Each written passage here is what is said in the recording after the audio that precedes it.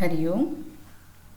In the Python programming course, in this video, we are going to talk about the Python packages. Very briefly, we will discuss how a Python package can be installed and how it can be imported in your application or project.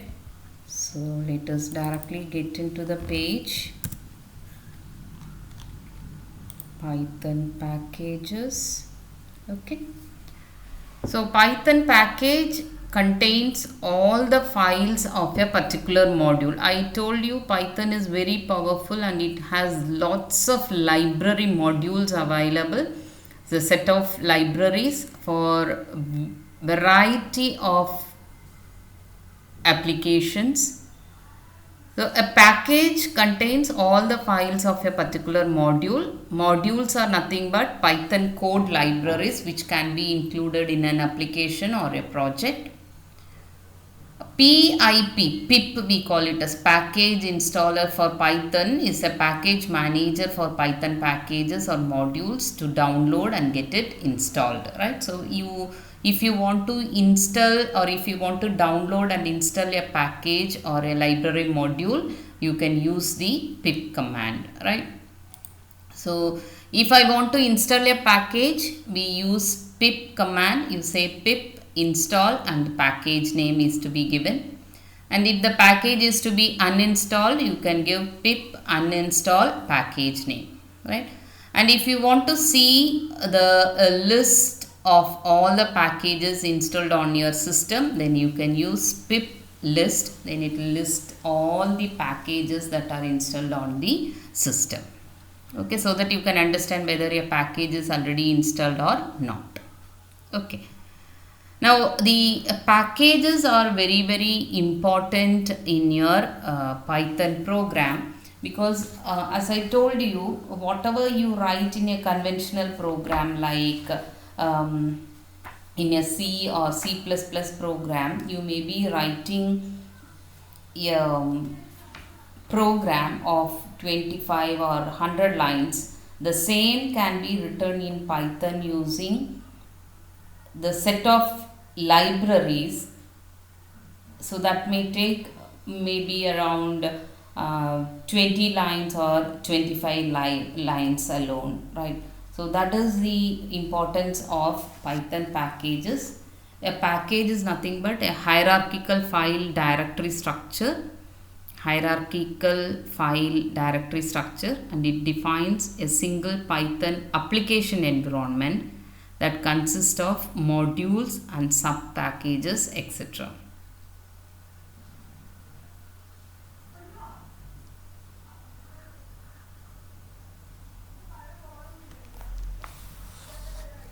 So you can import all these packages in your project or in your application, and you can use the library functions in your program. For example, NumPy is a very popular Python library which is used for working with arrays, right? So NumPy is nothing but numerical Python. So this is a very popular Python library which is used for working with arrays. So whenever you want to create an array, that is why we don't discuss a data type called array in our Python data types. We have only strings, list, tuple, dictionary, sets, complex numbers and some numerical integer, etc. Whereas we did not talk about the arrays. So numerical Python is one of the Python libraries which is used for working with the arrays.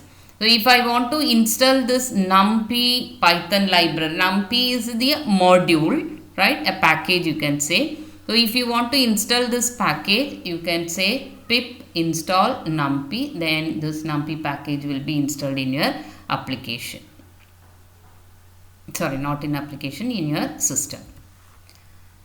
So once the package is installed, it can be used by importing into the application or project, and you have to use the import keyword to import the packages into the application or project. Say for example, if I want to use the NumPy library, you have to use import, then the library name called NumPy. Then if you want to create an array, you can use that package name numpy.array and you pass the elements as a list, then it will be creating an array. When you try printing it, it will print the array. And sometimes the library package names will be very long and it will be very difficult for you to type again and again this numpy, etc. So what you can do, you can use or you can create a alias for these package names using the keyword as. You can observe here, I use import numpy, the package is imported. While importing, I give an alias name for numpy as np. So hereafter, whenever you want to access a method from numpy library, you can use np instead of numpy. Okay, so I directly use np.array and the list of values to be created as an array is passed as an argument and I create the array. So this is one way of creating importing the NumPy library, and if you want to give an alias name, you can use the as keyword. Okay, so we'll see the example here.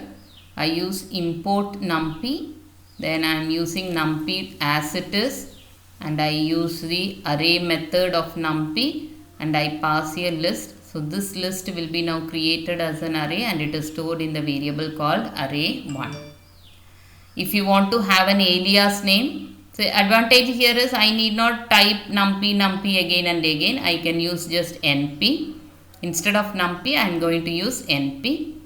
So I create an array and I call it as array2 and I try printing it and the output will be something like this. Right. So this is how Python packages are installed, and this is how Python packages are used in your application using the import keyword. Now these are some of the popular Python packages available. NumPy, as I told you, it provides tools to build multi-dimensional arrays and perform calculations on the data stored in them. Another one is Tkinter is the most important and most commonly used framework for creating graphical user interface, right? So Python as such, it is having only a command line interface. If you want to have graphical user interface for the Python application, then you can use the Tkinter module or library or package. Then pandas is another very important package that you will be using often in your program. It helps to manipulate and analyze a large set of data. So especially in the data science and in machine learning programs, you will use the pandas as one of the very important module.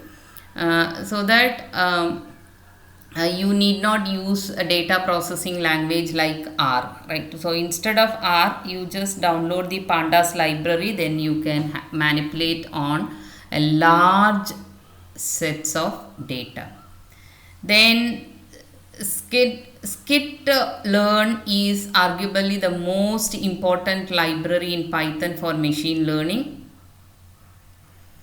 After cleaning and manipulating your data with pandas and NumPy, scikit-learn is used to build machine learning models, right? So lots of machine learning models like classification, etc. is available in the scikit-learn, so you can directly use them in your application. Then TensorFlow is another very important popular library of Python for implementing neural network applications. So if you have any neural networks or deep learning kind of applications available, then you can use the TensorFlow. So most of the data science applications will be using TensorFlow.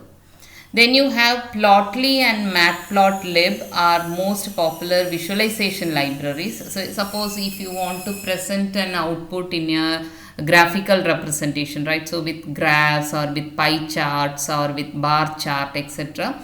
Then you can use the Matplotlib or Plotly. These are definitely a must-know tool for building visualizations since these are extremely powerful and easy to use. Then you have Seaborn is another effective library for creating different kinds of visualization, like if you want to have bulb kind of graph, or if you want to have a signal wave kind of graph, etc., can be created using Seaborn. So the Plotly, Matplotlib and Seaborn are used for presenting the result, right? So just to visualize the result, you analyze the data, and once the analysis is completed, you want to present this analysis, for which we will be using this Matplotlib, Seaborn, etc.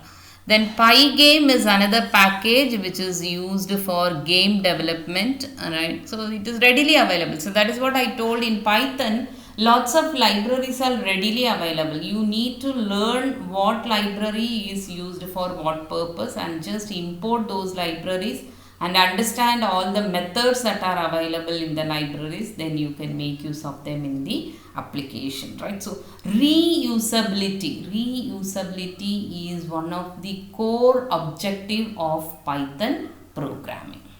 Okay, so that's it about the Python packages. Okay, so we had just seen what do you mean by a Python package, how do you install a Python package, how do you import it in a application or a project. Okay, so that's it about. So with that, we are completing the first module of Python programming course. Thank you.